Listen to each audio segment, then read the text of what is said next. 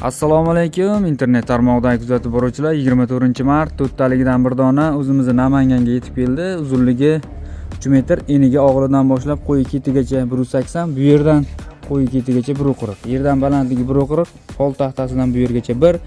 Pol taxtalar toza listivay, qarag'ay, terak, sasna emas. Har bir перегородка olinadi, materiali konteyner material. Aka, bunda ko'rib tekshirib olavering. Ma'qulmi qo'y qo'ra? Yo'q, ma'qul. Aytishgandek yaxshi sifatli narsaga sizlarimizga katta rahmat aytamiz. Jiddiy ishlarga omad. Yurib nasib qilsin aka. Salomat bo'ling. Xo'p, yaxshilikda ko'rishaylik. Kimga kerak bo'lsa, bemalol telefon qilaverasizlar. Har bir o'g'il tushirib ko'ray aka, shuni tushiringda. Har bir o'g'il mana shu tarzda tushadi. Mana shu tarzda ko'tariladi. Suv paqirlari ham mana bu yerga tushadi. O'sha qalin listdan chiqarilgan mana bu yerda. Suv paqirlari ham. Zulflarigacha bor, qo'yi bo'ynini qirqib qo'ymaydi.